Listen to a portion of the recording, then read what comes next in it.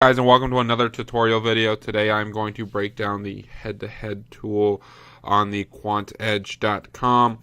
As usual, this tool is behind a paywall, so if you don't have an account, you're not able to get to this page, but I have already signed into my account so I can show everything. Real quick, on the left you have one player selection, on the right you have another. You can choose quarterback, running back, wide receiver, tight end, and on the right hand side we can compare defense and special teams. Let's start off with the defense and special teams one. So I can compare my quarterback to his matchup that week with the defense. So I can break it down by DraftKings scoring, FanDuel scoring, or NFL.com scoring, which is standard leagues. I can see on a spider chart right here by percentile. So percentile allows me to really get a true understanding of tiers that players or team units are in. So if you are in the 100th percentile, you are the best. If you are in the 0th percentile, you are the worst in the league, and everything else is an in-between. Now, this allows us to avoid whether or not a team is defense 1 or defense 6 and understand whether or not a defensive 6 and compared to a defensive 5, what kind of gap is that really? And this will give you a very clear sense of that with the percentiles. So we have everything broken down. DraftKings fantasy points per game, passing attempts per game, passing yards per attempt, yards per pass attempt, passing touchdowns a game, rushing attempts per game, rushing yards per game for the quarterback, rushing touchdowns per game for the quarterback, and interceptions per game in the quarterback. And then we go on the other side and we see how many fantasy points per game against the Jacksonville Jaguars allow to quarterbacks. And we see 12.4, which is the 100th percentile, which means, again, the best in the league. The pass attempts a game against per game is 31.75, 85th percentile. Passing yards against per game, 190.19, which is in the 100th percentile. If you compare this to ESPN.com, the number's going to be a little bit different because sacks is taken off a team passing yards per game. We didn't do that here because ultimately we're looking at the quarterback's passing yards per game. How many touchdowns per game against, how many yards per attempt against, quarterback rushing attempts per game against, rushing yards against per game. We can actually see that teams, quarterbacks run a little bit more on the Jacksonville Jaguars. They don't give up very many touchdowns. Led the league in sacks per game and interceptions per game. Obviously, the Jacksonville Jaguars are the elite defense in the NFL. And as we scroll down here, we can see these are different heat maps. So pass attempts, passing yards, passing touchdowns. Now, this is not compared to the rest of the league. This is compared to Tom Brady. So Tom Brady threw by far the most attempts to the short left side of the field. The rest was kind of short middle and short right. Didn't take as many deep shots. Here against the Jaguars, we can see that short right side of the field was where they were attacked the most. They allowed the most yards short right side of the field, and they allowed the most touchdowns short right side of the field. So, we can get a sense that maybe potentially Tom Brady is going to attack the short right side of the field. That can help us figure out what wide receivers to play. Maybe this is an avoid matchup because Brady didn't have as much success or didn't like to target that side of the field nearly as much, more the left side of the field. These kind of things can be cleared up with the heat map. So let's compare it to a running back for the defense as well. I'm just going to grab a different defense for the sake of showing you guys. Here we can see for the running back, we have our DraftKings fantasy points per game, our running back targets per game, our rushing yards per game, our receiving yards per game, our yards per carry, our total touchdowns per game. That's added up receiving and rushing touchdowns per game. Weighted opportunity. Now, Scott Barrett is the one who came up with this over there at PFF. Basically, we got to stop treating a target and a touch as the same value because targets players tend to score more points on. And obviously, whether it's a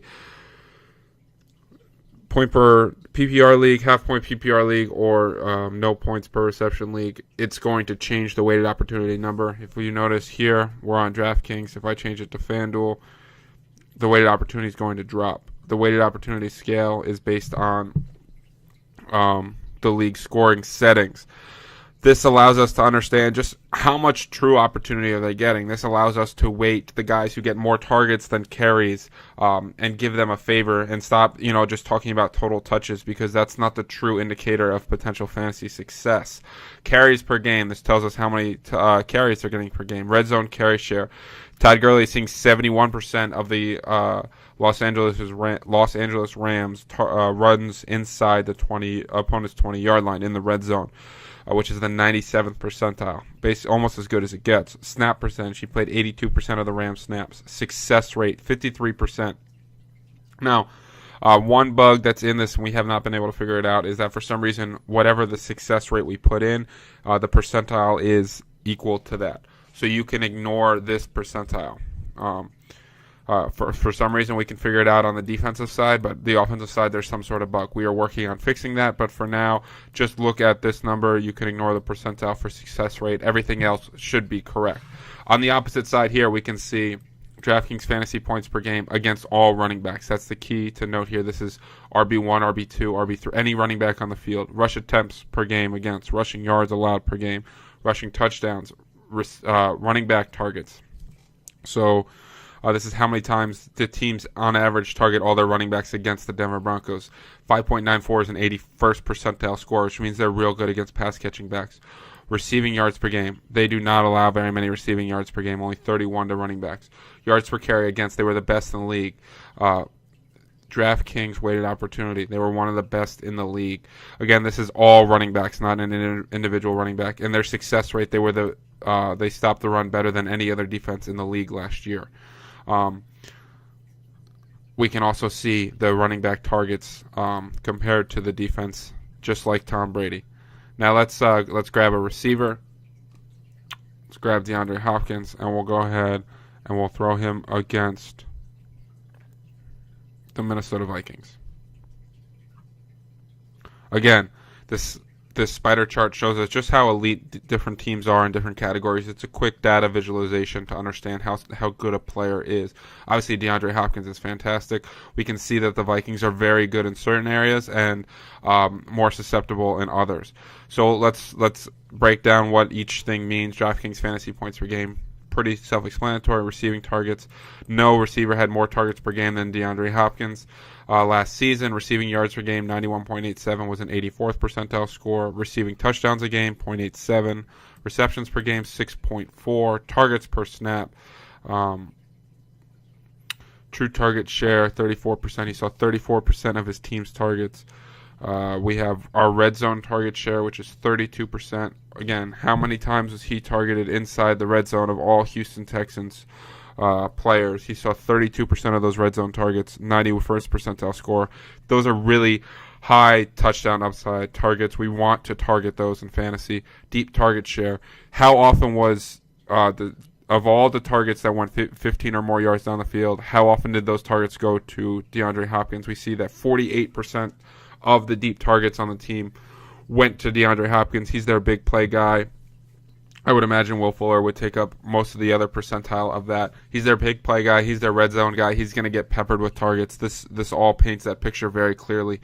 On the other side of things for the Minnesota Vikings, we broke things down by wide receiver 1, wide receiver 2, and wide receiver 3 because we understand that it's really important to not just judge a matchup based on that red, green, or white number on DraftKings, to say, what kind of matchup is this for a wide receiver, because the different wide receiver roles will have different results. So, wide receiver 1, wide receiver 2, and wide receiver 3 are defined by the opponent's leader in target share. So, DeAndre Hopkins will lead his team in targets. We've seen that from this, so he would be the wide receiver 1. Will Fuller would likely be the wide receiver 2. Bruce Ellington would likely be the wide receiver 3. For this matchup, because that's how their target share would break down. So however a team's opponent's target share broke down is how these numbers broke down. So again, wide receiver 1 is whoever led the team in targets against the Vikings. Wide receiver 2, who's ever second in target share against the Vikings. And wide receiver 3 is whoever was third in target share. So we see that the wide receiver 1 fantasy points per game was, the Vikings were the best in the NFL. And that's Xavier Rhodes kind of shutting down people. And then this is wide receiver 2 fantasy points per game, wide receiver 3 fantasy points per game. Wide receiver 1 receiving yards per game, wide receiver 2 receiving yards per game, wide receiver 3 receiving yards per game. This is touchdowns per game, and target percentage. This allows us to kind of adjust to the potential market share when we make our projections, and understanding how to adjust to matchups. That, wide receiver ones, despite their normal probably 23-24% target share, are seeing a major dip in targets against the Minnesota Vikings. And we can come down here and we can see heat maps. We can see that the Minnesota Vikings got eaten up the most on the short right side of the field. DeAndre Hopkins didn't really do much in that area of the field. He more had his touchdowns deep left or short middle. And we can break down and be able to try to attack defenses in certain areas that they're most susceptible.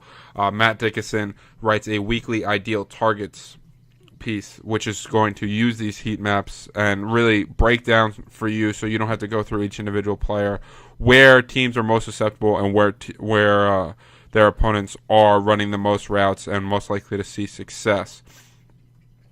And then for the tight end, let's look at Gronk against let's just take the Chargers. We can see that the Chargers, and we have everything broken down by tight end 1 and tight end 2 the same exact way it was on the other side. We can see the Chargers are solid against tight end 1. They're the best team in the league against tight end 2s. Here we have Gronk's fantasy points per game, his number of targets per game, his receiving yards per game, receiving touchdowns per game, receptions per game, target per snap, true target share. Again, the difference between target share and true target share is just anything that was a throwaway or a spike, we're not including in the target share. We're not going to hold that against Gronk that he wasn't targeted on a spike, so it's a true target share. Red zone target share, we've explained what that is, so we did the same with deep target share. Again, this is throughout the course of his entire team, not just throughout his position.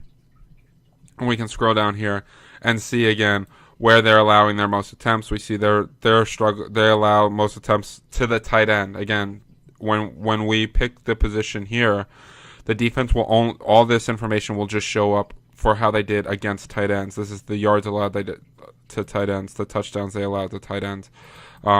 We can see Gronk, short left side of the field, most success, or short middle of the field. Chargers short left. These are areas where Gronk is seeing a lot of his targets and could have some success against the Chargers here. So that's how you compare matchups. If you want to compare individual players, so let's just take a tight end. We can compare Gronk versus Kelsey. We can see, listen, these are the two best tight ends in the league. We can see it in their spider charts.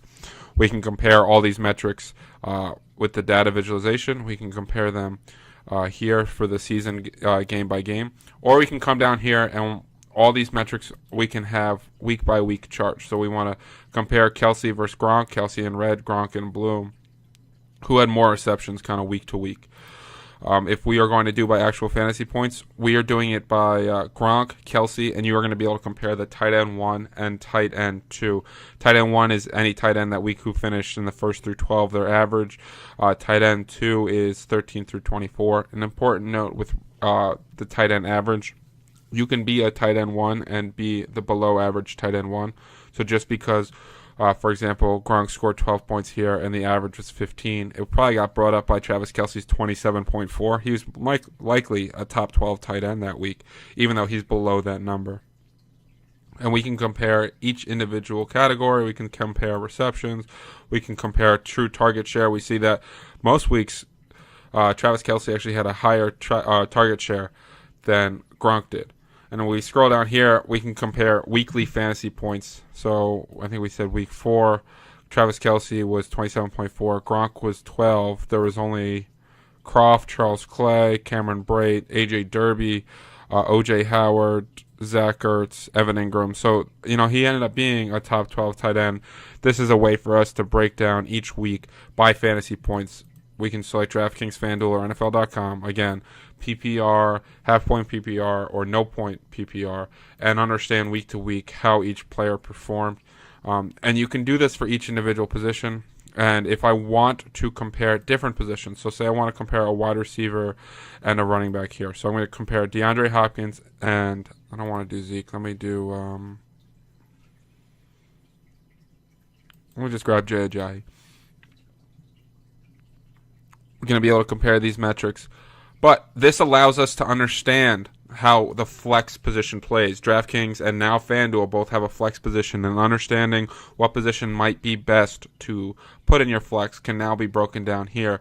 We can see DeAndre Hopkins is having a lot of flex 1 weeks while Jay Ajayi is not. You want to understand what position is best, and we can really compare these guys based on flex fantasy points per game against the field, and that's a unique feature that you're not going to be able to find anywhere else. So you can compare any position. You can compare their matchups. We can compare the same positions. We can compare different positions to kind of get a flex sense. We can compare by fantasy points, where we'll have RB1, RB2, and RB3, or we can compare by red zone carry share. We can see that Jay Ajayi basically got no carries when he was on the Philadelphia Eagles inside the red zone. That makes sense. LeGarrette Blount was in that role. We see that Todd Gurley was basically 100%.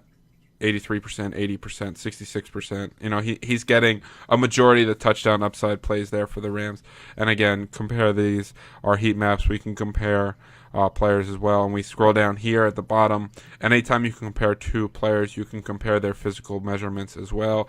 Todd Gurley's doesn't look very impressive because he had the torn ACL. But, you get the picture of what this tool can do. You can compare matchups, compare players, help you make your final start-sit decisions, help you decide between two players at a similar salary point. You can get a really clear picture of a player's historical production as well as his week matchup.